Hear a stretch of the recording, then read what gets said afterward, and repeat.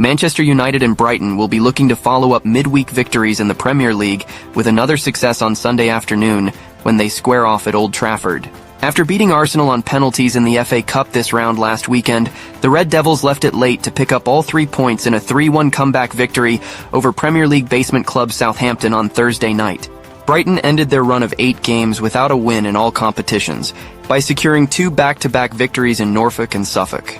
They first claimed a 4-0 victory last weekend over Norwich City in the FA Cup, then followed it up 5 days later with a 2-0 win against Ipswich Town in the Premier League on Thursday. Let's take an in-depth look at the head-to-head record and previous meetings between the two sides. Historically, Manchester United and Brighton have clashed 34 times across various competitions, with the Red Devils dominating this fixture with 21 victories while Brighton has won 8. Only 5 matches between these two teams have ended as a draw, while none of their 15 Premier League meetings have finished level, with Manchester United winning 8 to Brighton's 7. You have to go back 116 years for the very first encounter between these two clubs, with United securing a narrow 1-0 victory in the first round of the 1909 FA Cup, before going on to win the prestigious competition for the first time in their history.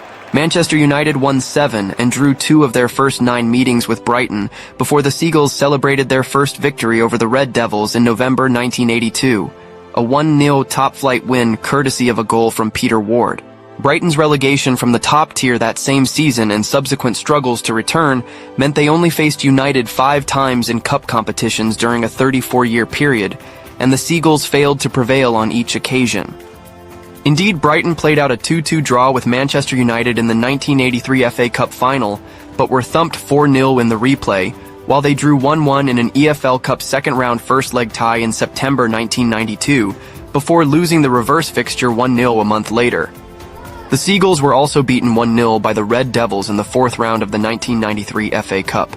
17 years later, Brighton faced United for the first time as a Premier League club, but an own goal from Lewis Dunk helped the Red Devils win 1-0 at Old Trafford, before strikes from Romelu Lukaku and Nemanja Matic sealed a 2-0 win for Jose Mourinho's side in the 2018 FA Cup quarter-finals. Brighton got their revenge just 2 months later, with Pascal Gross scoring the only goal in a 1-0 home win in the Premier League, before coming out on top at the Amex again at the start of the 2018-19 campaign, winning 3-2 thanks to goals from Gross, Glenn Murray, and Shane Duffy.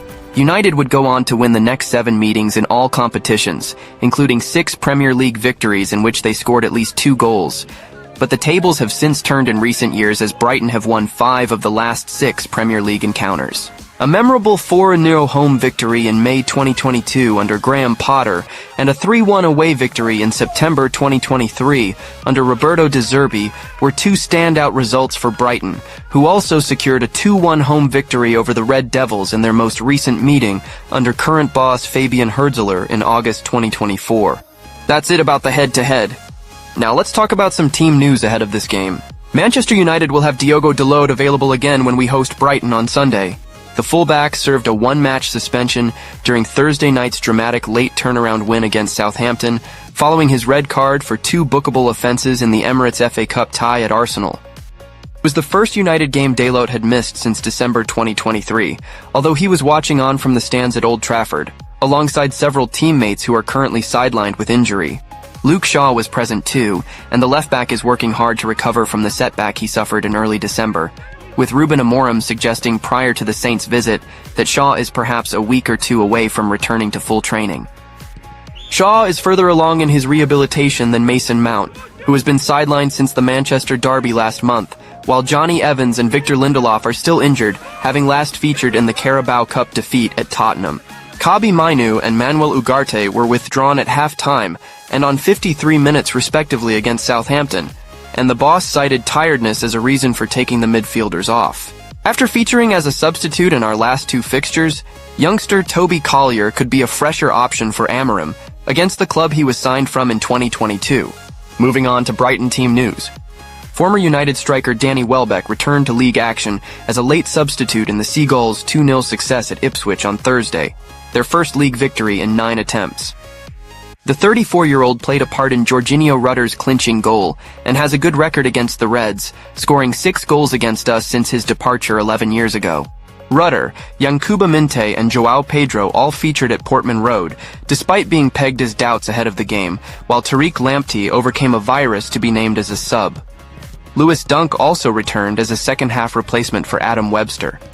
Fabian Hürzeler's men have had significant injury issues in recent weeks, as Igor, hamstring, has been ruled out for the rest of the season, and Ferdi Kadioglu, ankle, faces a long spell on the sidelines.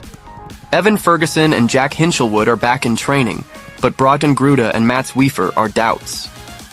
Manchester United head coach Ruben Amorim has spoken to the media ahead of Sunday's Premier League meeting with Brighton.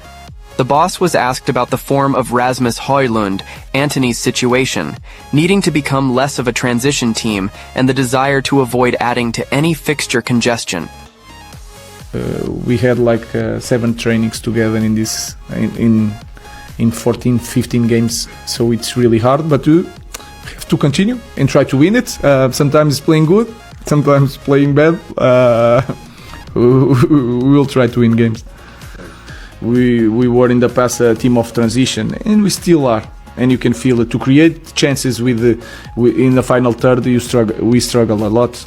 But for that, I think is the most. I said it before the game. Is the most difficult moment to train. Is that against slow blocks, trying to create situations.